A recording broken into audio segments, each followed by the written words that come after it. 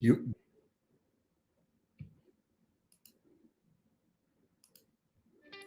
I remember moving with your direction, following with intention, deliberate in all your ways.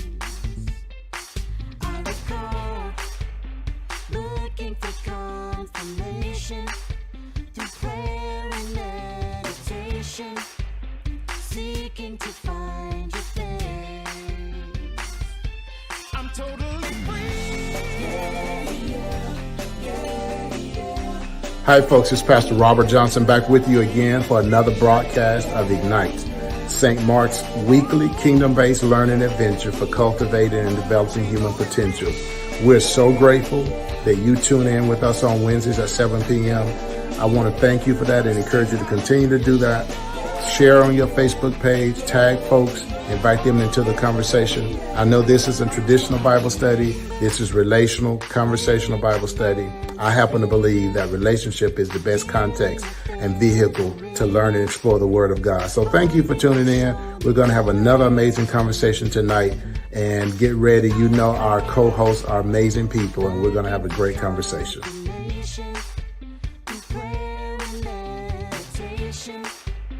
Desperately seeking your face. Now I'm totally free. Yeah, yeah, yeah, yeah, yeah, yeah. Free indeed. Yeah, yeah, yeah, oh, yeah, yeah. No more chains holding me. Yeah, yeah, yeah, oh, yeah, yeah. Wanna sing hallelujah.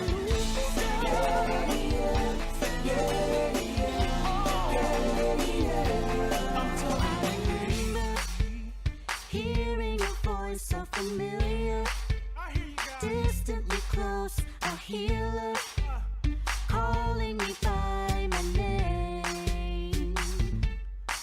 I recall looking for confirmation.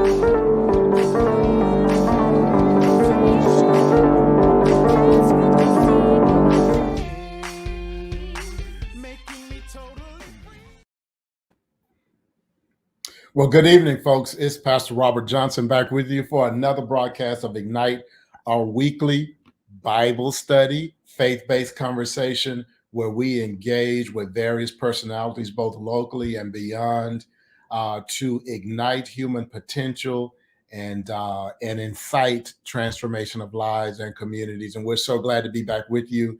We have another conversation, great conversation. And again, I say that every Wednesday that we're about to have an amazing conversation, but it's true. We're about to have an amazing conversation with some amazing people. They happen to be here from our local Wichita community, connected with Wichita State University, which I must say, I want to be the first on record to say this tonight, that what is happening over at Wichita State University is one of the most astonishing things I've ever seen happen at a university to which I had some attachment and in around which I lived. I lived in College Station, and of course, you have Texas A&M University there, which is one of the leading research universities in the world, as well as being the second largest public university, publicly funded university after the University of Michigan in the country.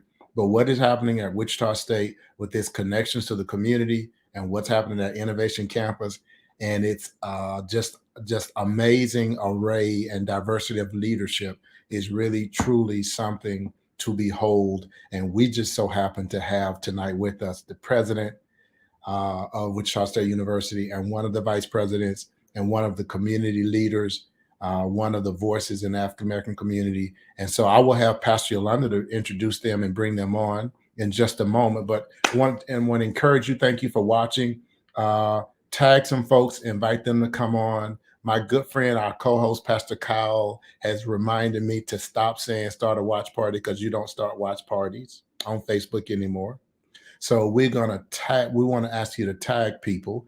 If you're watching on my Facebook profile, I want to encourage you to go over to the St. Mark United Methodist Church Facebook page because we want an interactive discussion. And if you comment on my profile, we will not see your comments. But if you go to the St. Mark Facebook page, You can comment, you can ask questions, you can engage with us. We'll see those and we'll try to respond on the spot to as many of those as possible. For example, I want to say hello to some of our good friends here on Ignite: Derry Cobbins, uh, Jan Peterson, Larry Birch, who's president of the local NAACP, Christy Curry Royal, some folks who are already on. Thank you all for tuning in. Tag some folks and invite them to come on. And we're about to have a great conversation to talk about how the wonderful things that are happening at Wichita State, how those things can be connected to the overall welfare of our city and the immediate community. And then maybe, hopefully, there's some folks watching from afar so that they can get some ideas about how they can engage with their local universities to bring about positive change for all of the citizens of your community. So thank you for coming on. Tag some folks, invite them to come on with us. Pastor Yolanda, welcome. Good evening. How are you today?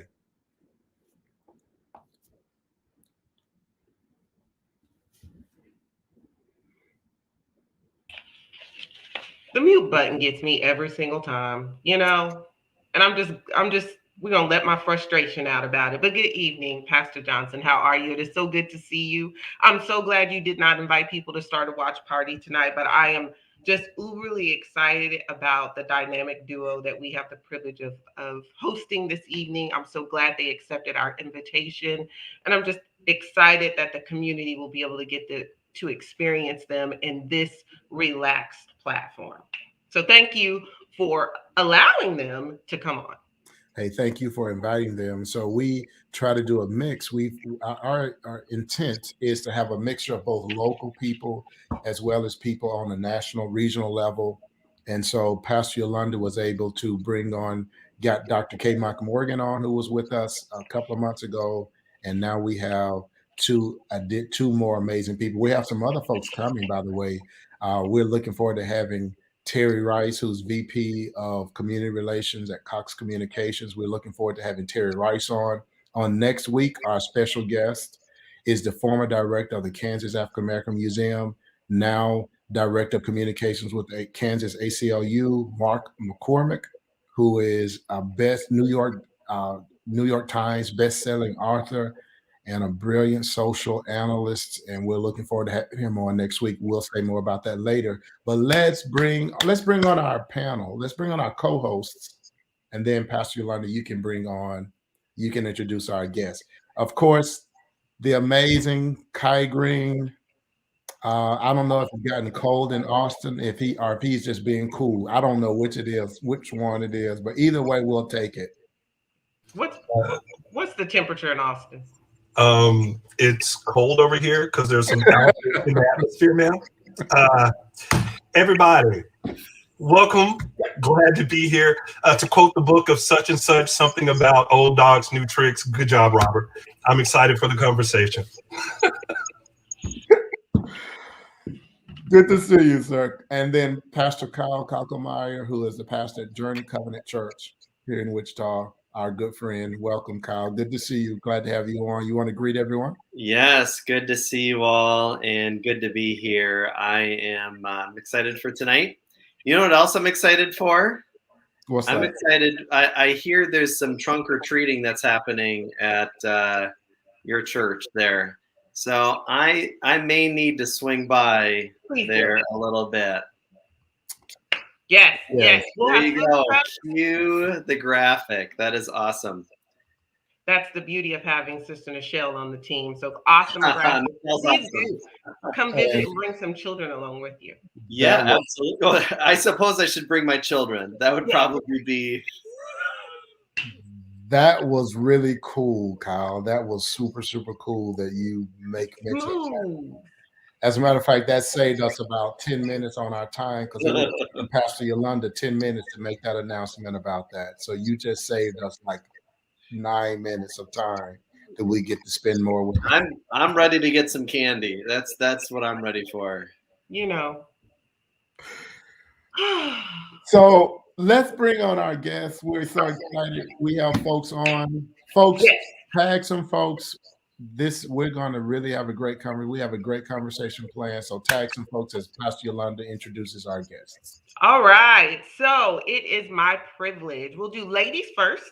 It's my privilege to introduce to some of you and to present to the rest of you one of Wichita State University's most influential people. She does it all. She's over their diversity program, and she's earned the right to say that she is the first African American female vice president in the 126 years of the history of Wichita State University. Y'all join me in welcoming the Dr. Marche Fleming-Randle. It is so awesome, my sister, to have you on with us here tonight. How are you? It is a pleasure to be here, and thank you for the invite. I'm so glad you accepted. You know, you got to go through people, even though you know people, to get people to come on and have a chat with you. So I just appreciate you making it work out with your schedule. And then definitely last but not least, gentleman next. All I want to say is he's no stranger to our city and definitely not a stranger to our university. He's been a department chair, if I'm right. Please correct me when you come on if I'm wrong. He's been a provost. He's been the associate VP. He served as interim VP on more than one occasion. So the regent finally got it right back in May when they elected you as the 15th president of Wichita State University. Welcome, Dr. Rick Muma. Hello, everyone. It's really great to be here, and I'm looking forward to the conversation. Looking forward to being on here with my colleague, Dr. Marche Fleming-Randle. We have lots of fun at the university, and I think we're probably going to have a lot of fun tonight, knowing Marche and you all now that I've had time to get to talk to you.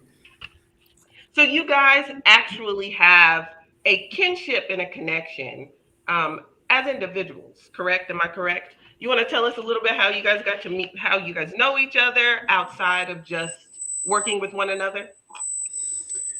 Well, I met Dr. Fleming-Randle at the university when I was an associate vice president. And at the time, I was dealing with a lot of student issues as they came forward. And one day I came across this woman with this big personality and a sort of a can-do kind of a focus.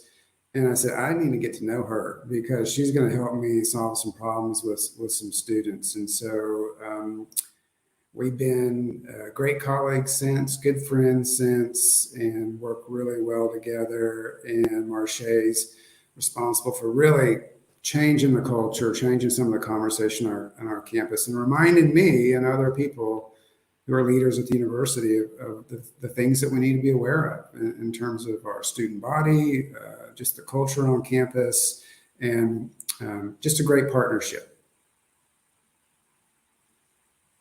You're muted, Marche. But they stay on mute.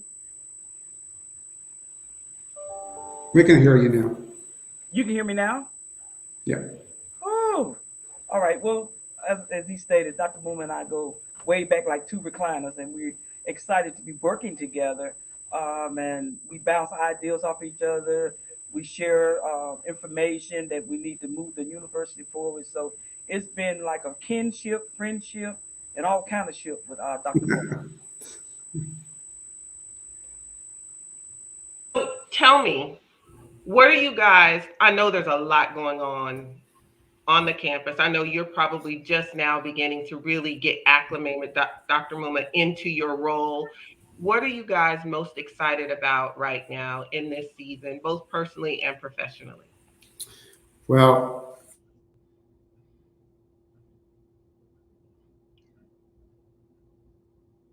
I believe you're muted. okay. Yeah, we've been doing this for almost 2 years, and we don't seem to be able to get that mic thing right. What I was saying is that I'm really excited about being the president of the university.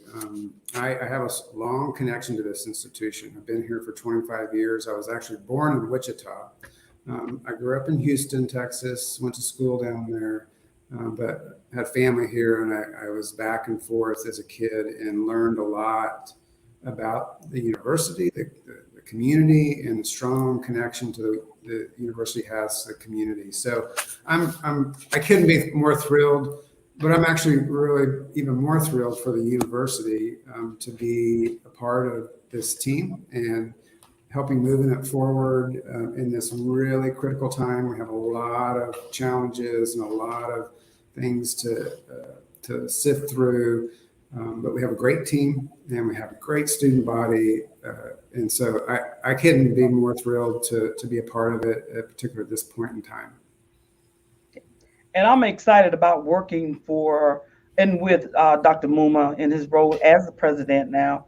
And I'm also excited about you, Pastor Yolanda White Oliver, for serving on the President's Diversity Council. We're excited to have you. And also, you're serving on the Steve Clark YMCA.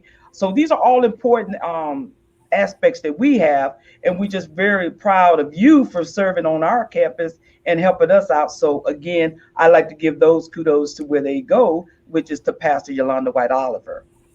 See, I can't take kudos for that, really.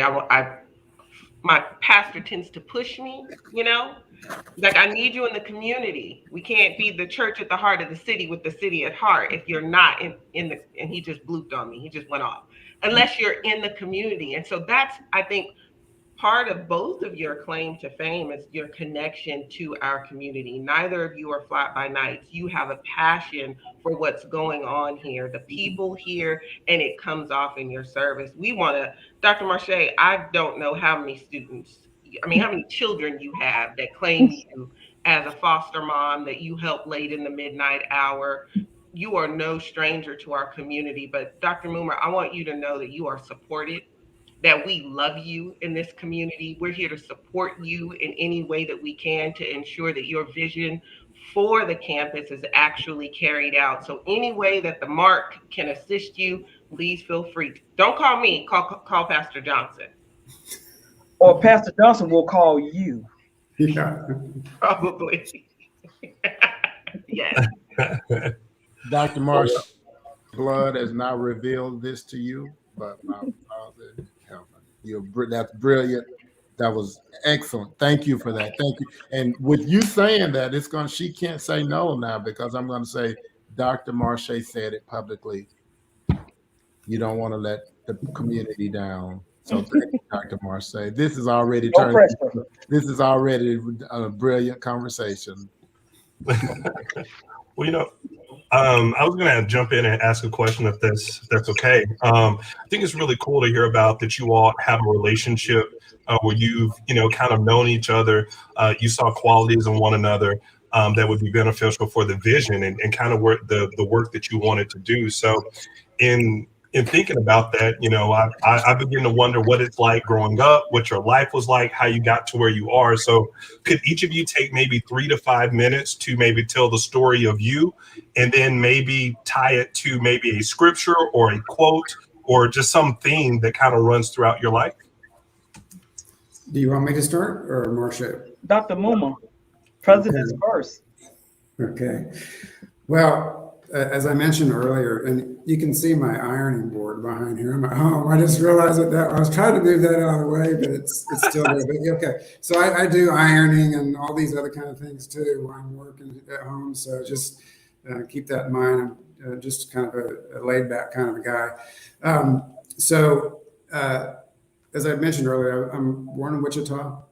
And I moved away when I was 2. My parents, my father was an engineer for a oil company, and they moved that company to Houston. And so I grew up there in a very diverse community. Matter of fact, I just went back to my high school recently to engage with the students there. It was just an awesome experience to see how that high school has changed and grown, become more diverse and really successful. So I was really proud of that moment.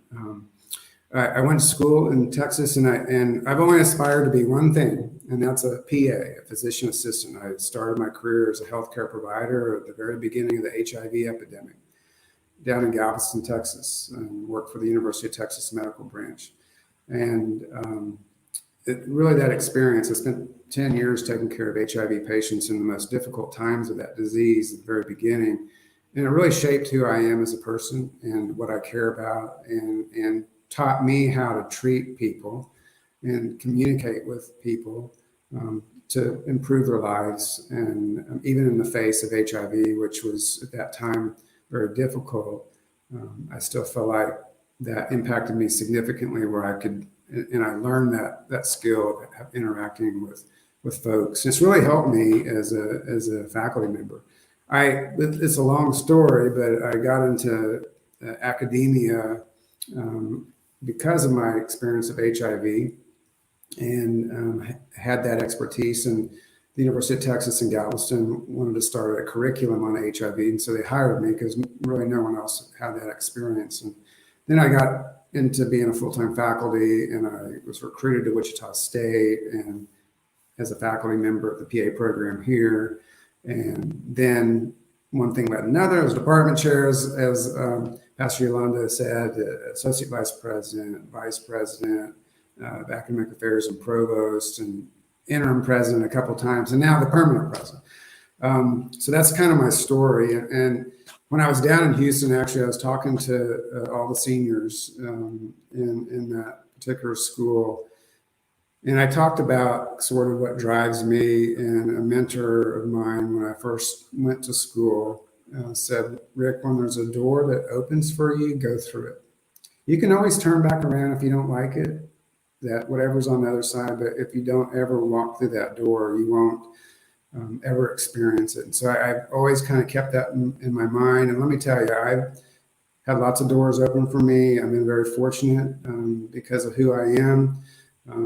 But I've had some difficult times going and opening those doors and going through them, and have had a lot of people behind me, including Dr. Marche Fleming-Randle and other people that I've worked with over the years who've helped push me through that. And I always tell students that there's going to be a team of people behind you who are opening doors, and make sure you think about going through it and taking that next step. And that's why I really ended up where I am today, because I have taken that advice. The other thing that's important to me, and kind of what I live by, is I'm very inspired by the past. And you heard me already talking about my connection to the university when I was a kid, and then coming back here, spending time in this community. It's important to remember the past to help us move to the future. So that's actually a theme of my presidency. It's inspired by the past and focused on the future. And so those are two things that I sort of think about as I move forward in my own life. Wow. But before Dr. Fleming-Randle jumps in, I love the piece that you said on the history, right? Kind of the looking back and understanding it. But I love the word that you use. You said you're inspired. If everybody hears that, he's inspired by history. You know, some of the young people I work with, when you start talking about history, oh, why do we want to go back to the past? And there's this, kind of this push for change. But the way you phrase that, I think, is so important for all of us, is that, to look back isn't to be mired in something, and to look back at something doesn't mean that you have to be completely engulfed and shaped by it. But your word was that to be inspired by it, right? And so even, what our different faith or where we might be in our life, I think that's such an important ideal for us all to run away with, is that, what are the areas of our life that we can look back on and find that inspiration in it, right? Whether it's in joy, or even if it's in finding inspiration to hope for a better tomorrow. So I think it's really cool that you pulled that out and gave that to us tonight. Dr. Randle Fleming? Well, Fleming-Randle, excuse me. I want to make sure. Okay, yeah, there we go. I want to make sure that they can hear me. My story and my path is a little bit different, but I want to kind of revert back a little bit. Pastor Yolanda said about all the students and the people. I would be remiss if I don't recognize my dealing with diversity class who's on tonight, as well as my women's studies class who's on tonight. And I also have people from Junction City, Fort Riley, Florida, and different places. So I always like to travel, even in virtual world, entourage, to just say, that's the support group I have. And as I talk about my path to getting to a vice presidency, I came here in 2007 at Wichita State University and as an assistant dean. And my stop was only going to be a couple of years, and I was going to move on somewhere else. Where here it is, 2021, and I haven't moved but to another building. So, with that being said, I always knew that I wanted to be in education. Always knew that I wanted to serve my community, and always knew that I wanted to do something that when I leave this world, I can leave a legacy. So, with that being said, the verse that I come with, and it's almost like, trust in the Lord with all your heart. And like I said, I can not go verse for verse, but I do know Jesus wept, and I know why he wept because I've wept a lot in this job. Um, I just know that God has a lot for me, and I have to say that out loud because there's been situations that I've been in that if it wasn't for him, I probably wouldn't be here talking to you on the screen tonight. So I have to give thanks that I had two civil rights parents. My father, who's probably on as well tonight, James Fleming, and my mother, who watches me from heaven to make sure that I'm following the right direction. Sometimes I get steered away, but somehow she managed to pull me back in.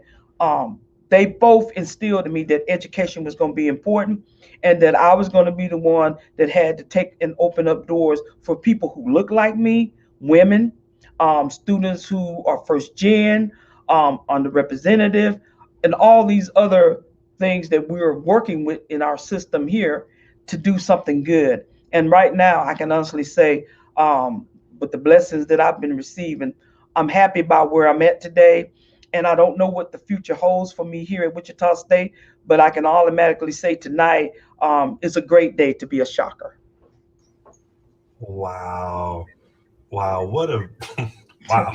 What a beautiful response. I love it. It reminds me of my grandmother. She would say that all the time. She would say, Jesus wept. And I remember being little and I was like, what is she talking about? Right. But there's so much even in that phrase. And I love, y'all are like giving me these one words and it's like my heart's jumping off the page. You said legacy. Wow. And so I think, like, to me, I think legacy is my history that's yet to be written. Right. So it's looking at history in the future or from, so to hear you both use those words, history and legacy, for those who may not know, and I'm throwing a curveball at you, like, how would you define legacy? I define legacy something that way after I'm gone, someone can flip to a page and said, Marche Fleming-Randle was truly here and she made a difference. I have scholarships that will probably happen after I'm gone. I have legacy with nieces that are coming through, which I have one that probably on tonight listening out of Texas, that they know that they have to take my legacy on to the next step. So when I hand that baton to them, they know it's got to continue. Wow. Absolutely beautiful. Thank you for that. So those you all that are listening, there's two great things, right? So we've been encouraged tonight to take a moment, look at our history and be inspired by it. But secondly, to think about the history that you're living, that you're writing. What legacy are you living and what impact are you making on those around you? Thank you so much for those thoughts. As a matter of fact, before Pastor Kyle jumps in, I just want to say, in terms of creating legacy, that's one of the reasons for all the folks who are listening from St. Mark, that's why we've been talking at St. Mark about finding a way to be engaged and be involved. The 100 ways. It's not about building St. Mark. It's about trying to engage the people of God to live a life where you make an impact, to live a self-sacrificing life of generosity, where you are leaving something behind for others. We live a life, live 50, 60, 70, 80 years, and when we're gone, other than those, our immediate family, no one can say that they benefited from our having passed this way. So I just want to put a quick plug in for 100 ways. Find a way to be involved. It doesn't have to be, if it's at St. Mark, wonderful. But it doesn't have to be at the church. Maybe it's in your local nursery, your local hospital, your local community. Maybe it's with some senior citizen in your community who doesn't get it, whose children live far away, and they need somebody to just come by and say hello to them and sit down and talk to them. Maybe it's in supporting some educator, but there are hundreds of ways for you to be involved and to live a life of self-sacrificing generosity. I see a question, Pastor Cobb, before you come in from Terry Rice. I almost called her Pastor Terry Rice. Am I speaking prophetically, Terry? Pastor Terry? That kind of sounds. I mean, we are peculiar priesthood. I mean, We are peculiar priesthood. So hey, we'll just call us Terry, Pastor Yolanda, and I'll walk you through the candidacy process. We'll get you plugged in. But she has a question here. Kai, you want to read her question? Sure. Sorry, I had to hit my button here. So question for both. With growth comes challenges. With the incredible growth of the university, what's the one thing that keeps you up at night? And how does your faith help you manage it? Great question. See? Great question. Dr. Muma, Yeah, okay, I'm getting the mute button on. Well, okay, so those of you who know me really well know that I sleep really good at night because I get up at 4:30 and go run every morning. So about 8:30 when this is over, I'll be going to sleep. But and Terry, good to see you, and thank you for the question. If there's one thing, well, let me back up. The reason why I don't wake up at night, and I don't want to say I never worry about things, but I have a really great team around me, and those people have been empowered and tasked to do the jobs that they have been asked to do. And a previous president said to me, if you don't have those people around you, why would you need them? If you had to worry about all that, and it wouldn't be healthy anyway. But if there is one thing that I worry about is the student experience, just making sure our students are safe. I really cringe when we have incidents on or off campus that would jeopardize the safety of our students or the experience of our students. So that's one thing I do worry about. But I do also know that we have some really great people on our team that are there when I'm not able to assist. And but by and large, I think that we have a pretty smooth running machine, lots of experience on our team, a lot of deep experience, who keeps the university moving forward in a really great way. So that is one thing that I do worry about, is just the safety and just making sure that people feel comfortable, feel healthy about themselves, and so sometimes I do worry about that, to make sure that students have these good experiences.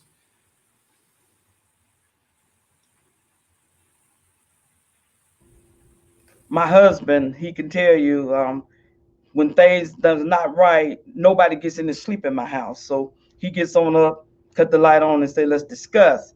I worry about my students.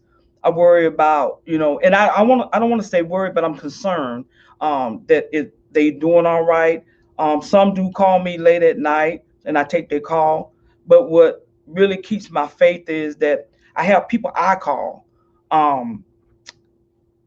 Terry Rice, I don't want to put her on blast, but she has been in that corner for me along with Pastor Yolanda. They take calls all times of night. They take text messages all times of night. And sometimes it's better to get another set of eyes to look at a problem, because if you look at it, your eyes going to get crossed. You're not going to think straight. And then you're going to stray away from what needs to be done. Sometimes with the PET team, and that's the president executive team, we bounce things off of each other and talk. A lot of times I can talk to Dr. Muma about, this is just not right. This is something that I want to talk to you about. And he will sit, he'll listen, and then we'll kind of hash some things out to see what direction we need to go into. So, in bottom line is, you need a soundboard, but you need people who you can confidentially talk with and not put the student's business in the street, not put my business in the street, but someone who is truly concerned about the well-being of this university. And Dr. Muma is very modest, but he's up running because that's how he releases his stress. You see me running, you better start running. That means something is going on. That I'm up at 4:30 in the morning. But I just say that you gotta have a foundation. You gotta have someone that you can talk with, and someone who understands the struggle is truly real. Yeah, thank you. I am a transplant to Wichita. I've been here for 5 years. I grew up in Minnesota, and I've never lived in a kind of college town like Wichita. And one of the things that has been really neat for me is to see the community support for a place like WSU, to go into my kids' classrooms and the teachers have it all decked out in shocker gear and all that. And there's just sort of this community excitement. And so that's been neat for me to see, and I'm thankful for.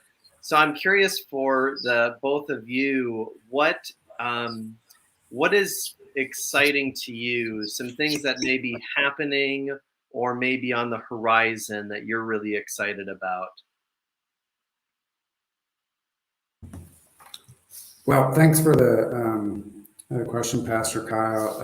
And I said earlier, I'm really excited about being the president of the university because we have some awesome things going on. But I just want to provide context of whoever's listening about the university in kind of the way we've been talking about it, and certainly how I've been talking about it. But we're Kansas's only urban public research university. And what that means is two things. One is that we're here to provide educational access to everyone in this community, whether someone's a degree-bound student, a non-degree-bound student, wants a certificate or a short course or whatever, or non-credit, whatever it is, we're there to provide. We're here. We have always been here in the 126 years of the university for that purpose. And I'm really excited of how we're able now to truly connect with the university. About 6 years ago, one of my major initiatives when I was in previous roles was to implement a strategic enrollment management plan. And one of the main thrust of that plan was to make sure that we reach out to this community and truly serve our community educationally. And now 1 out of 4 of our freshman class is an underrepresented minority. Nearly half of our student body is a first-generation student. Students who are eligible for a Pell Grant, the federal grant that students who don't have enough resources to pay for college on their own, 1 in 5 of those individuals who is enrolled in the 6 state schools is enrolled at Wichita State. So that indicates right there how we are serving that population. And we're on track to becoming a Hispanic serving institution by the end of this decade. So we have become very diverse. Our freshman class that just entered just a month or so ago is the most diverse freshman class that we've ever had, a 40% increase in African-American students, a 20% increase in Hispanic students. Of the Hispanic students, 33% of those students come from USD 259. And overall, that class is just extremely diverse, and which is bringing all kinds of opportunities for our campus. And I want to say this too, we're the only state school that's actually growing our enrollment. And it's because we have prioritized this community. We have reallocated funds in the amount of $7 million towards need-based aid, and it's really starting to pay off. And I'm happy to say also, we start recruiting our next class a year in advance. So July 1, we're already started recruiting for fall 22, and our applications are up significantly. I mean, I've never seen anything like it, and particularly up among underrepresented minorities in this community. So that makes me really excited. Now, we have a lot of work to do once we get those students to the university. It's one thing to recruit them. It's yet another thing to keep them here. And that's why need-based aid is so important, not only to get them in the door, but to keep them here. And that's one of our priorities. But also the wraparound services that we need to provide to students. That's also a part of that priority. And the other purpose of an urban public research university is to help our community solve problems through research, through creative activities, other service initiatives. And we have done some incredible things at the institution, even in the face of COVID. We stood up this COVID testing lab. I don't know if your church was one of the churches that's utilizing that to help our community stay safe and stay open. When that concept first came to me, I have to say I was a little nervous about it because, we don't have a medical school. We do have a college of health professions with some fantastic faculty, but we don't have a medical school. But we were able to set that lab up in a matter of months, and now we're able to offer that service across our community. It's helped them stay open. It's helped them stay safe. So that's a really good example of how we see our institution serving the community. But we also have other projects that we're working on. I believe Dr. K. Morgan probably talked about the University Village that we're working with developers on to really develop a true connection from the university campus to our surrounding community. We haven't really done a very good job with that over the years, and we see a real opportunity there to make sure that we, have people continue to have affordable housing, but also some of the things that they care about, which is food, access to childcare, good lighting in the community, and safety, and all the other things that we all care about. That neighborhood just to the South University is my neighborhood where I live currently. So it's important to me as well. And I've seen a lot of changes over the last couple of years in that neighborhood. A lot more families are moving into the neighborhood. And I just think that we have a lot of opportunities there to develop a real healthy relationship in our surrounding communities. We just also implemented a Shocker Promise scholarship to the students living in that community, this need-based aid to make sure that when they come to school, they have the full cost of their tuition and fees covered for the 4 years of their program. So once they get here, they can stay here or stay at the university and be successful. So these are all the there's a lot of other things that we're doing at the university, but these are the things that I'm really excited about and really seeing us move the needle already on. And it's because we have been focusing on that for the last several years. Outstanding. As a matter of fact, I just want to put a plug in here. So with the Shocker Village idea that Dr. K. Morgan is leading, St. Mark is engaged in some conversations about providing some housing. St. Mark and some other entities in the community are coming together to try to develop this community where ex-incarcerated persons will be housed. And we're hoping the plan, the vision is that WSU would provide educational opportunities to those residents. And so it's really exciting. And I got to tell you, Dr. Marche and Dr. Muma, that as we've talked about this idea, when we mentioned it, that Wichita State is even interested in supporting the project, that just wins support from all corners of both the city and the state. So that which speaks to the influence and respect that this university has. What are some? So my quick question, connecting to where your answer that you just gave. What are some ways that the two of you all see that the university can be involved in? Are you seeing ways that the university can be involved in bringing about positive social change, not beyond the community, for the city at large? Some of the issues that you see in the city, do you see Wichita State and public universities being able to engage in those issues in a way to help bring about positive change? Marche, do you want to take that first, and I'll follow up with you? You're muted. That's a president question, sir. Okay. Well, I don't want to do all the talking here. Oh, I want you to.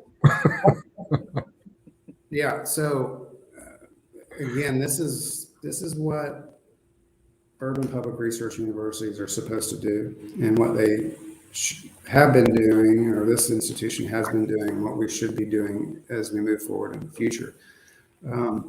So one of my areas of background is public health, and I believe that in grassroots kinds of movements to get things done, that's the real way that you make changes. That's why we have instituted applied learning experiences for every one of our students, connected to their majors with meaningful, hands-on, experiential learning. Not when you're a senior or junior necessarily, but the moment you set foot on campus, even before you may know what your major is. Get connected to the community in some way, in some sort of meaningful experience, and then that allows incoming students, these 18, 19-year-olds, to start to professionalize and start grappling with some of these issues that we're all facing. And so, Pastor Johnson, the bottom line answer is yes.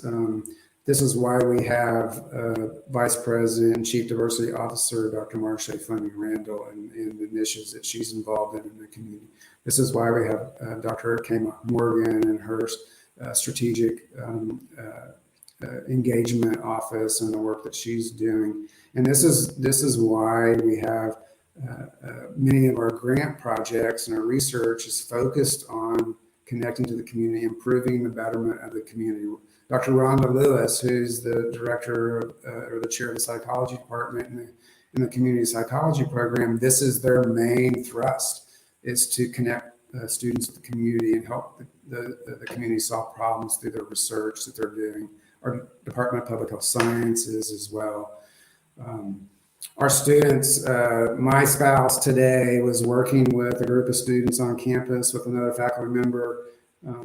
They got a grant from the Kansas Leadership Center to help with mitigation efforts on COVID and with masking, and develop a really cool new masks to be given out during events that force people to congregate, and a QR code that they can scan. And when they scan their phone over that QR code and that mask, all the resources pop up of, this is what you need to be thinking of first, second, third, fourth in terms of that particular illness. So can go on and on and on about different ways that we connect and believe that that's our number one or purpose as an urban public research university. But this is what we do. This is why we are Wichita State University.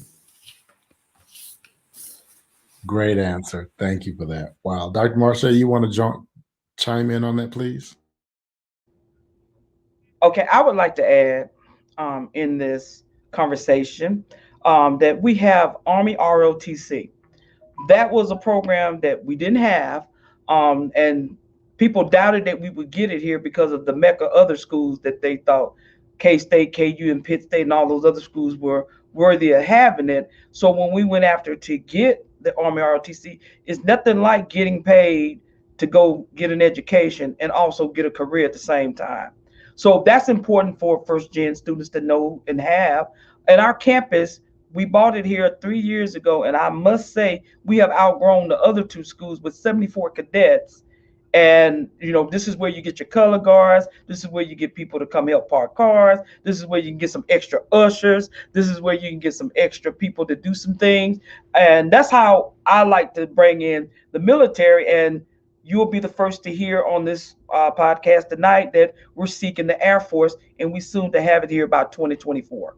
So we're doing a lot of things on the military side because we have veterans and we have students who probably children of vets can go to school on their parents' GI Bills, Chapter 31s, and having an ROTC program here just adds an extra more bounce to it. And students who normally would not have looked at Wichita State, they're looking now. And that's the most important piece in raising enrollment numbers and also getting people not to leave our community. I like to grow my own, and that's what we're all about here at Wichita State.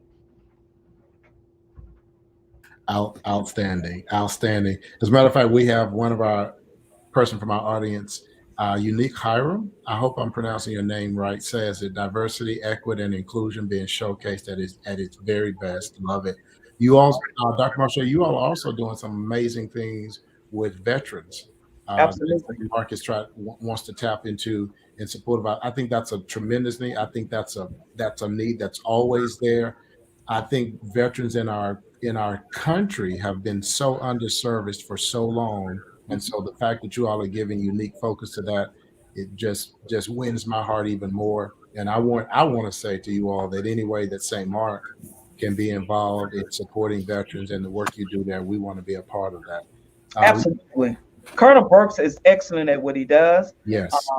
And he handles business with the vets like nobody's business. And you mentioned Unique. Unique is also a veteran. She's at Fort Riley right now. And that was the message that we had gotten. Wow. And they know that a lot of times we have a program called No Vets Left Behind. And it's very important because now we got a lot of vets who are homeless. And we don't understand why this is happening when we have a community who can embrace them. And that may be something that St. Mark's can chime in on to help out in that area. But again, we have a nice veteran center. We're getting ready to move. And again, that was something else that was not on our campus. We innovated to get it here. We have it. And Colonel Brooks is doing an excellent job. Army ROTC, we have it. And our numbers are up. So we're very happy on the military side of the house. But when we get all things in place, the Air Force and who knows who else we can bring here, we're going to be a force to be reckoned with when it comes to the military. Absolutely. And I want to recognize that we do have questions from Janisa Cerise Edwards, as well as Kaya Williams. So we will get your questions. We're going to get your questions in. While we're on that note, I just want to say this about what y'all said. One of the things that I really appreciate about you guys, and Pastor, maybe everyone, yeah, there we go. So one of the things that I really appreciate that I see happening at WSU is it is an intersection of people from all sectors of our society. So in so many ways, we are such a fractured society right now. I mean, but politically, racially, in various ways. And what you see at Wichita State is you see this amazing diversity from all sectors of the society coming together to create a world-class university. You have money from the conservative spectrum. You have leadership from the progressive spectrum. You have progressive programs. It is an amazing thing to see, which may become, Dr. Marche and Dr. Muma, Wichita State may become a model for our country and how to begin to bring people back together instead of continuing this splintering and this fracturing that's happening in our country. I was having a conversation with Mark McCormick, and he shared with me that he spoke there. You all were celebrating him a couple years ago for some work he had, some writing he had done, and that he made a suggestion about doing something along the lines of a program to deal with systemic racism. And what I see the university doing is engaging in some things that are doing that subtly. Have you all made any other plans in regards to addressing that issue? Well, I'm glad you brought that up. We're in the process of working out something with Mark McCormick and to help us address and open up the conversation about this on campus in a different way. Yeah. We know some of the traditional ways that we deal with diversity, equity, and inclusion. I have to tell you that this is going to be a challenge given our current environment and just the national narrative. Yep. But it's important for us to have these conversations. Our liberal arts and sciences faculty are getting ready to do a series coming up on this particular issue and actually relate it back to some biblical kinds of teachings. And so I think that's going to be very powerful. So I'm hoping that we can work something out with Mr. McCormick because I do believe he sees this rolling out a little bit differently than what we have traditionally done. So we'll see how that happens or how that rolls out. Well, thank you for that. But in the meantime, I just want to say that I think that the work you're doing in terms of the inclusiveness of the university and how you're bringing together resources from various. So I don't think anyone can look at Wichita State and say that it is a progressive or that it's a conservative, that it's being in. I mean, there's an inclusion of voices from across our society. So that's beautiful to see. And I'll just say that I'm biased, obviously, because I work at the university and president of the university, but we're different. Yeah. And we really, about 10 years ago, started to make that transformation in higher education because resources are not what they used to be. Expectations of students and parents and families are different. Let's face it, people need to go to college so they can have a career and be gainfully employed and help support their families and live a productive life. And so we really have to pay attention to that. And our faculty have worked really hard over the last 5, 6, 7 years to pivot.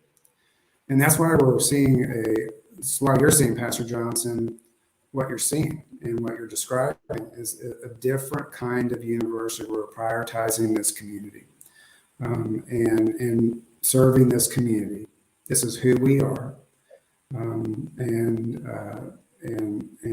you will hear me say that over and over and over. Sometimes I just feel like I'm a broken record about it, but this is who we are, and I think this is so important. And this will help us not only grow as an institution, but this community will grow. This community will be more enriched. We will be able to uplift this community in so many ways by providing education and help this community solve problems. And I see that's just key for us going forward. Wow. So we have a question we want to ask you guys about Innovation Campus, but since I stole 2 extra questions, Dr. Marche, they tried to limit me to 1 question. I got me 2. I knew you was gonna get them in anyway. As we say, hook or crook, you was gonna get them in. So we really appreciate that. Not sneak or preach. She said hook or crook. Look, we're from the Wichita State side of the street, not on that other side of the street. We do academically wordings around here. They may not spell correctly, but we get them out there. But I think, Pastor Johnson, that question about Innovation Campuses is extremely important. Dr. Muma, one thing that Pastor Johnson has kind of taken me to task on as he's acclimated to Wichita, he's been here 5 years, but he'll drive down 17th Street or he'll be driving down, Oliver, and he'll be like, what's that building? And I'm like, and he's like, how can you live here and not know what's going on at that campus? When he found out what Go Create was actually about, he rambled on about it for days. That here it is, right here, right up the street from St. Mark United Methodist Church, where we're the community of possibilities and transformation, and we don't have any relationship with Go Create. How could that possibly be? So there you go. And he's like, they have all of the equipment there. They have someone to help you use the equipment. He's like, what are we doing? So I think sometimes we become complacent living here, that huge asset sits in between 21st and 17th, although it goes and stretches out north, south, east, and west around the entire city. But we take for granted what is actually going on at the Innovation Campus and all the strategic partnerships that have gone into play with all of the large heavy hitter employers that really believe that it's important to keep our talent here. And they bought into that. So if either of you want to kind of weigh in and just talk about that awesome engagement that's going on there, I think that all of our viewers will be blessed. And how are there ways for the faith community, for people like myself, Pastor Kyle, how can our faith communities connect with what's happening at Innovation Campus? And this is important now, Dr. Marche, because I'm really big right now on telling people that being the people of God is not about just celebrating the past. It's about creating the future. It's about envisioning a new future and envisioning and leading that. And so we've got this campus over there called Innovation Campus that to me ties right into what it means to be human, the human spirit. And so how can we connect those? Yeah, and that's why the University Village concept is so important to make that connection. I won't talk any more about that because I'm sure Kay has talked to you somewhat about that. But to the Innovation Campus, let me just tell you a little bit how I talk about this. Now, the Innovation Campus, the east side of campus, is really been branded that. But our entire campus is the Innovation Campus. I mean, that's what you do in higher education. It's all about innovating. Since the beginning of time, that's what faculty and students have been doing at university campuses. So when I talk about the Innovation Campus, I don't just talk about that east side of our campus. I talk about everything. But I know there's a lot going on the east side of campus. And there's, just so you know, there's 4 active construction projects going on right now. We're building a new business building, which is really pretty much in the center of the campus now. When we expanded it all the way to from where the golf course used to be, that really now where the business building is being constructed is the center of campus now. And we're also constructing a bridge to symbolically marry this new part of the campus with the original part of the campus, called the Promise Bridge. And I don't know if you've seen that. You should, if you haven't had a chance, Pastor Johnson, you need to go over there and see that. But it's to make sure that we think about the past, the original, with what's going on in the future and how we connect those symbolically. It's also a bridge to go over a body of water, and there's symbolism in that aspect too. The other very large construction project that's going on over there is NetApp's headquarters, their future headquarters. And I have to tell you about NetApp's commitment. This is one of the first things that when I was a provost, I started working on with NetApp. I went to NetApp and I said, and to other businesses too, and I said, what is it that we can do to help you with your talent, and what do we need to be doing differently in our education, training, and students to help you have a talent a pipeline that works for you? And they said, you know what, Rick, you guys do a really good job of creating and graduating computer scientists and computer engineers. We hire a lot of them, but all they want to do is sit in the corner and just code. They don't know how to talk to each other. They don't know how to work in teams. And so, okay, let's help you through that. They have a lot of interns. A lot of our students are interns or doing applied learning experiences over there. So we'll develop a curriculum on design thinking, which is a curriculum that those of you who don't know, helps students understand how to work together and solve a problem. And so we did that, and that was successful. That really saw how we as an institution could help them. And the CEO of NetApp said, you know what? If we can't be on Wichita State's campus, we don't even need to be here. It's not even worth being here in Kansas. So my point of telling you that story is what we've been trying to do is develop these very powerful relationships with businesses and really work with them about what they need, not necessarily what is convenient for us, but what makes them successful. That's why all of these companies, we have almost 50 companies on our campus now. Some of them have their own facility and some of them have offices. But everybody really wants to be around our students, our faculty. This applied learning experience is really resonating with them. So that's that really large facility that's on the corner of 17th and Oliver. We're getting ready to break ground right next to that facility. The National Institute for Research and Digital Transformation. Data and data science and technology is going to touch every field, even the ministry that you all are engaged in. You are going to have to more. What we're doing here right now is digital transformation, using StreamYard. But there'll be other things that you'll see that you have to do, and we know that that's going to be the case in all of our disciplines. And so we're doubling down on that, and we're getting ready to break ground on the National Institute for Research and digital transformation. The purpose of that facility is to whatever's learned in the classroom, what's learned in the research lab, will be new things will be tested and evaluated in that facility. Some of them will spin off to new businesses and jobs to help support the community to make this transformation to this digital space, this digital ecosystem that we're all in the middle of. The most exciting thing that's on our campus, it's currently under construction, it's going to be done in the next couple of months, is a smart factory. So you know where the Hyatt place is, which is a hotel that's on the east side of campus now. It's just west of that, on the other side of a pond. And Deloitte, which is a very large international consulting firm, has been working with us for a long time. And what they're trying to do is help businesses transform to the factory of the future, manufacturing of the future, 4.0 is called. And working with us over the last 3 or 4 years, I realized, you know what, we need to scale this up.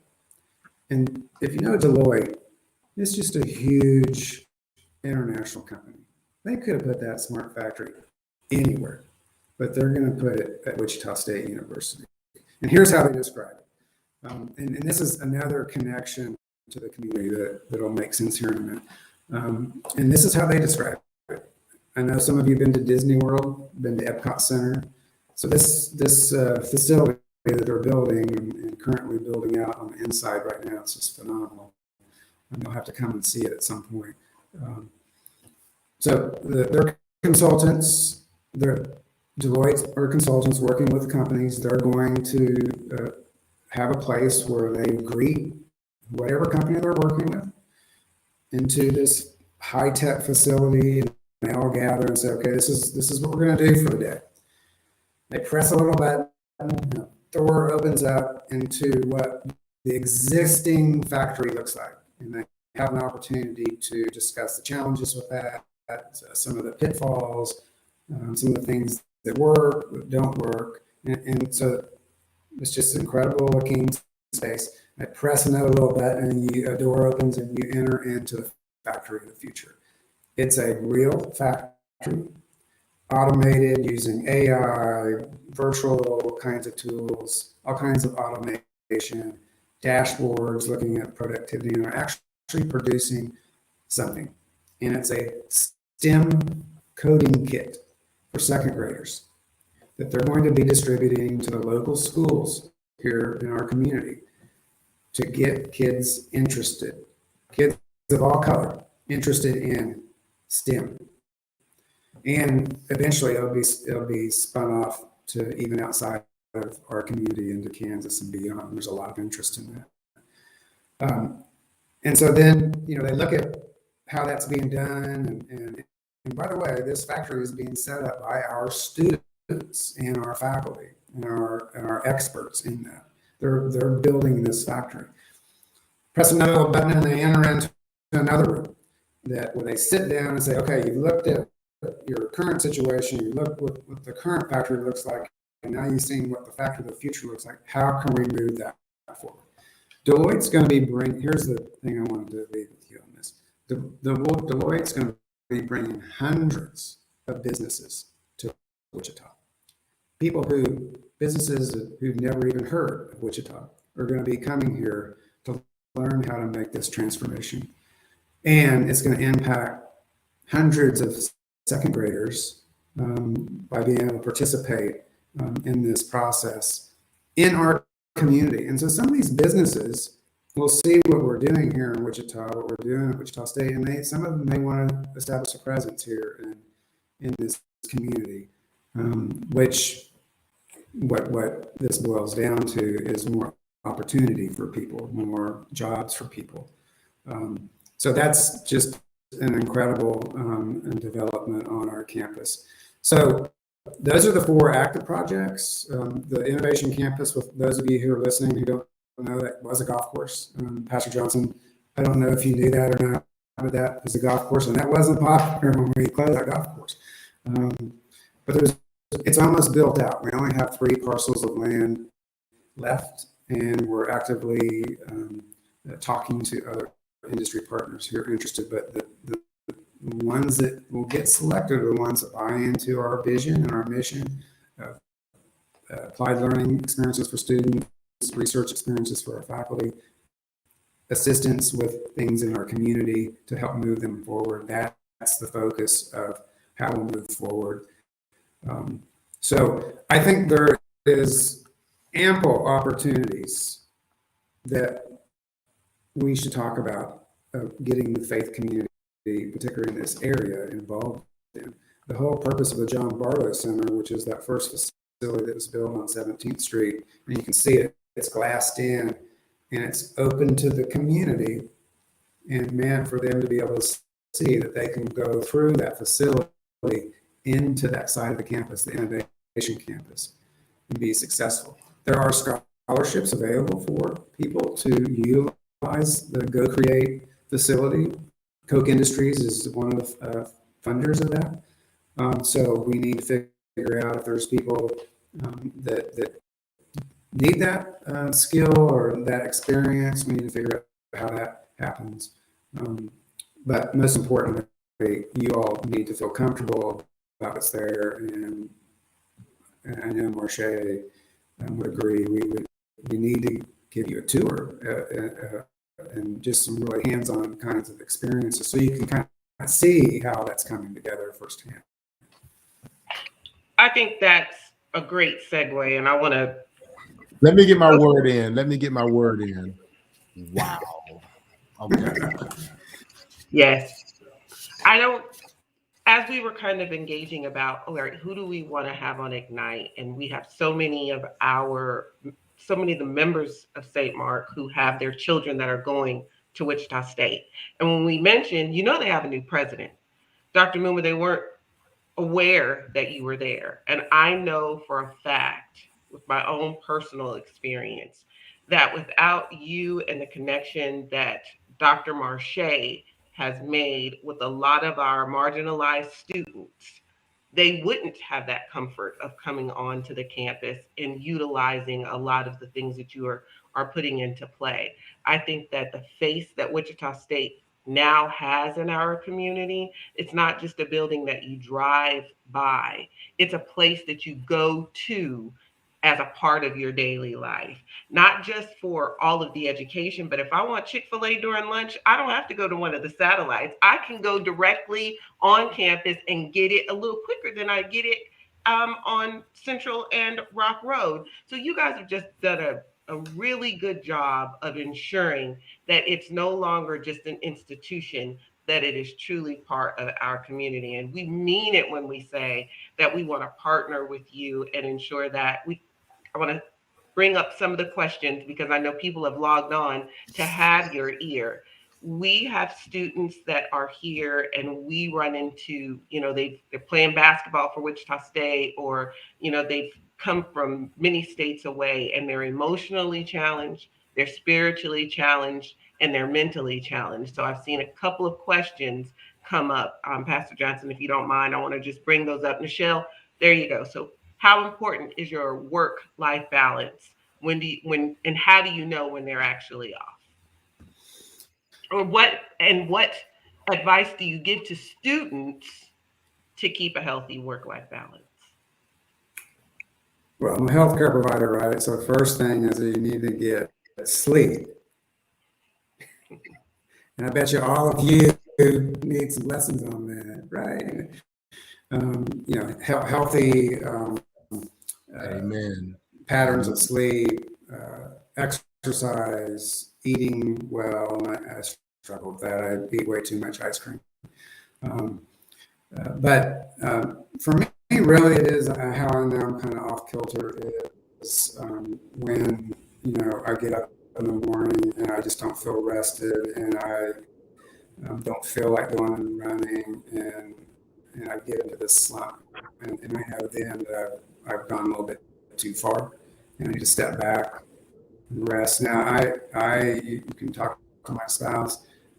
I am a fan when I get home of planting my rear end on the seat of the sofa and sitting there and just vegging out. I think that's so important to do. You don't have to be on the run all the time. You don't have I think we're doing too many things. And so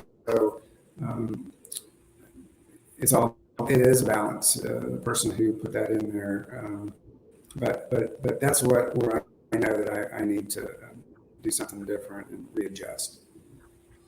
And I like to add, Dr. Marianne, she's out of health profession, and she always says, take care of yourself mentally, physically, and spiritually. She always gets on to me because sometimes she sees you looking a little rundown or you're looking a little, and it's always helpful to remind people, because I remind my students that, you know what, it's mind over matter. If you don't mind, half this stuff shouldn't matter. And I don't want you stressed out about any of this, because this will be here next week. And I try to instill in them, talk to people. A closed mouth can't get fed. If I don't know that you don't have nowhere to stay, or that your internet is out, or that your life is not right, how can I assist you? We have a lot of resources on our campus people don't know about, that we can put you in touch with folks that's going to get you on the right track. And all my students know that no matter what it is, tell me the good, the bad, and the ugly, because we're here to help you. We're not mind readers here at Wichita State, although sometimes I think I am, but we're not mind readers. But you have to tell us what you're needing so we can assist you to be successful. And that's the main thing. My job is to have a whole bunch of successful folks, so when I go sit down to be retired, I can rely on them to get my Social Security check to me too, but to rely on them to do what they need to do to carry on to be successful. Awesome. Both great answers, by the way. Great answer. Great answers. I just want to just real quickly just say to those who are listening, and I just want to amen what they're saying. You've got to care for yourself. You've got to care for yourself. You can run on empty, and some people are so brilliant, they can be effective doing that for a while, but eventually it'll catch up with you and it'll do you in. And then you're cheating the people who need you, because although you are being somewhat effective, they're not getting your best, and they need your best so that they can live their best lives. So take care of yourself. Thank you all so much for those brilliant answers.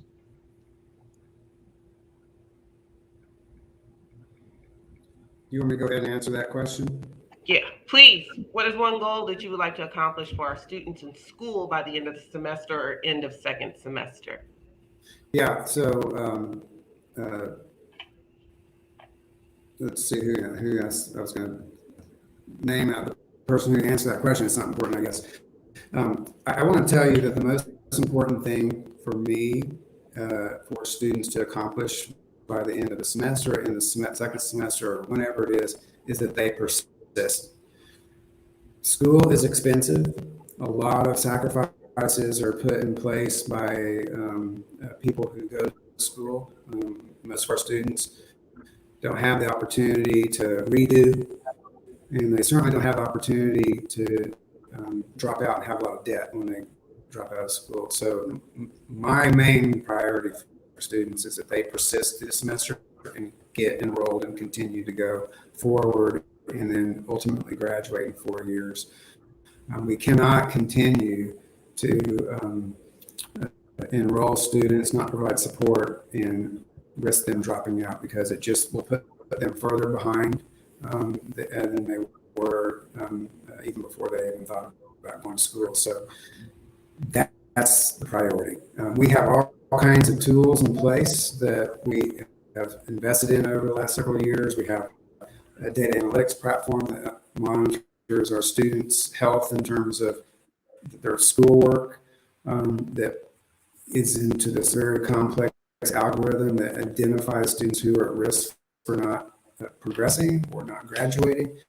And so we have advising and student success coaches that reach out to students to make sure they stay on track. Are we perfect at it? No, we're not, but we have lots of these kinds of tools and getting better and better at it each day. And it's really the reason why we have increased retention rates and graduation rates, and students are succeeding and going on to get jobs when they graduate. 70% of our students who graduate, undergraduate students who graduate, stay in this community after they work. 70%. You compare us to KU, it's 50%. You compare us to K-State, it's 40%. it's because we get them connected into business and industry through these applied learning experiences. They get these skills that they need, and they get connected with those employers, and they ultimately take jobs and stay here in this community. That's what makes us also very unique. And I just want to add on there, my Janessa is one of my students, and the one goal they always know that I tell them is that the goal that I want to see is you cross that stage and I meet you at the end of it with a handshake and a hug. And also I let them know students don't make tenure at Wichita State. They don't make tenure. So we need you to get in, get it done, and get it going. Get going. Get going. So as we move to a close, I want to give a chance for Kai and Kyle to see if they have any final reflections, and then we will move towards a close. I want to make sure Dr. Muma gets to bed on time, because I understand the importance of getting to bed on time. It's scheduling so that you can get up on time and get your workout in. I'm with you on that. It's got to be scheduled and has to happen on time. But I want to see if Kai and Kyle have any final reflections or interactions with our guests. No, I mean, for me, it's just thank you for the work that you're doing. Dr. Fleming-Randle. So I'm in diversity, equity, and inclusion. So move around in that space a lot. And my formal training is IT. So I was one of those early IT people. I was pretty good at punching the keys, but I learned that most people in that field cannot communicate well. So I was the go-between between executive leadership and the tech team. And so I learned a lot in that experience. So just thank you for the work that you're doing. Know that we're praying for you. We're behind you 100%. And to the whole community there in Wichita, if you heard what Dr. Muma said earlier, he said, when businesses came to us and we wanted to create this partnership, he said the school asked them, what can we do to help you?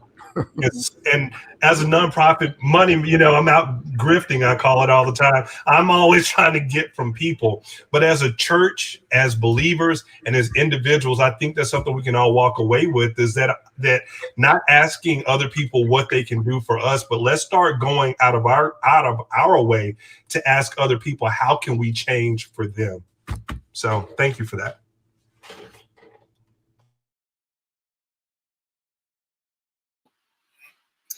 Yeah, and I just, I guess my final reflection is, there's so much conversation around student loan debt and how hard it is for people to enter into school and then to find a job in that area once they're done. And I think for a lot of people, that fear of the tuition, and can they not only get those initial loans or get some grants or scholarships, but can they make it through? And it sounds like you are doing everything you can to make sure that WSU is accessible to all people, and that they're not just going to end up saddled with a whole bunch of debt and no job at the end.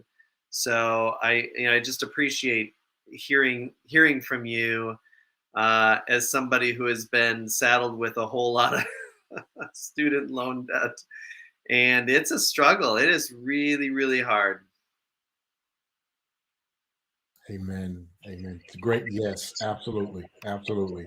As a matter of fact, thank you for mentioning that.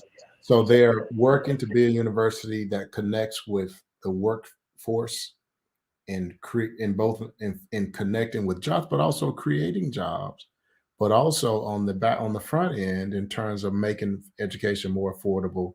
So Wichita State, that's just another way that you all are doing amazing work. And then as Kai says, teaching nonprofits how to engage your community. Don't go to the community saying, what can you do for our church? Come help us keep our church from dying.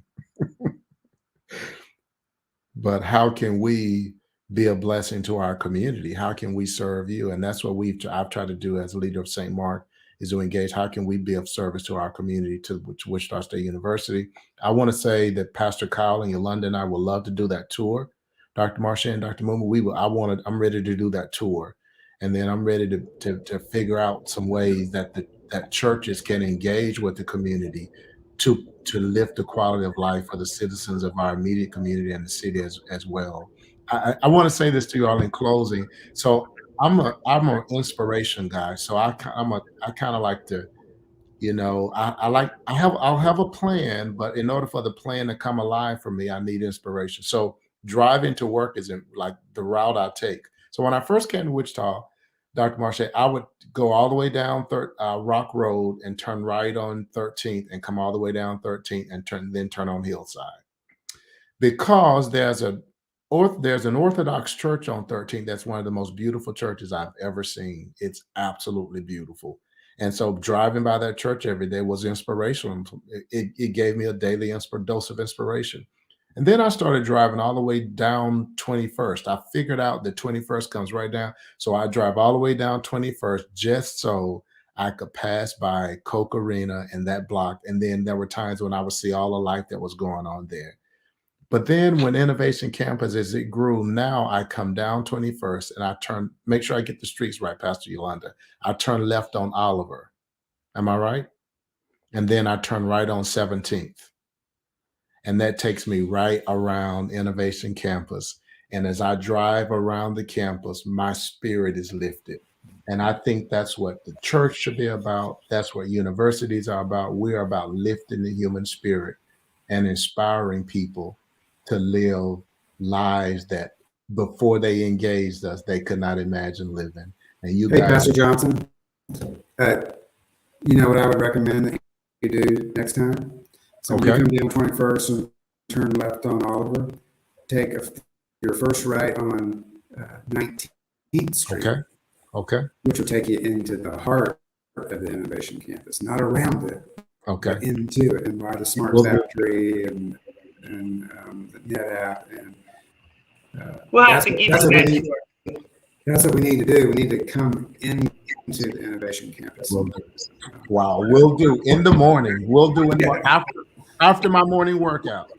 Okay. We've also got him signed up for a tour at the Y as well. He had mentioned that he had never been on the Y on campus, so we're going to make sure he gets inside of there as well. Beautiful facility. And Pastor Johnson, when you finish going through I don't the know why is Kai laughing so hard, Kyle? I don't know. He's laughing at me saying I work out or something, I guess. I don't. Dr. Marche? I was going to tell Pastor Johnson when he gets through doing his tour and walking through, coming on our campus, let's take a trip down Hillside to the left. You know what's over there. I got it. Sidebar. Let's put it on the calendar. Let's map it out. Put it on the calendar. Yeah, Dr. Muma know that spot as well. Don't play. Sidebar. I told him about chicken too. Just Dr. Marche. You did. So before we let you guys go, Dr. Muma, the time that I've had the opportunity to interact with you and your spouse, I've whispered in your ear, we're praying for you. It's important for us that you know that you are supported. This is not just lip service. We are the church at the heart of the city with the city at heart. We share the premise that we need to be out in the community and caring for people. Dr. Marche, you know we love you. You know we're always a phone call away. So before we depart, we want to close in prayer. We're going to ask Pastor Kyle to cover both of you in prayer, ask God to lead and guide you and to order your steps, and to pray for our community, and just to ensure that we're all moving, breathing, and praying in the being that created us all. So Pastor Kyle, if you'll close us out. But before he does that, I have a poem that I like to read for Dr. Marche and Dr. Muma. That's written by one of the great educators in American history, Dr. Benjamin Mays wrote this. And when I look at what you all are doing and I look at what we're all trying to do with our lives, it's very short. He says, I only have just a minute, only 60 seconds in it. Forced upon me, can refuse it, didn't seek it, didn't choose it, but it's up to me to use it. I must suffer if I lose it, give account if I abuse it. Just a tiny little minute, but eternity is in it. So may we live our moments with that awareness. Pastor Kyle. All right, let's pray. Gracious God, we are thankful for the minds that you have created within us, minds to think, minds to explore, minds to be creative, minds that wonder and desire to know you and to know this world in which we live. We are thankful for institutions like WSU and so many others that challenge us to think deeply about our world and empower us and equip us to live lives for the sake of your kingdom. We are grateful for the staff and teachers, professors that invest so much in the lives of so many students. And we pray for strength and rejuvenation among the campus, that you would do a great work among them.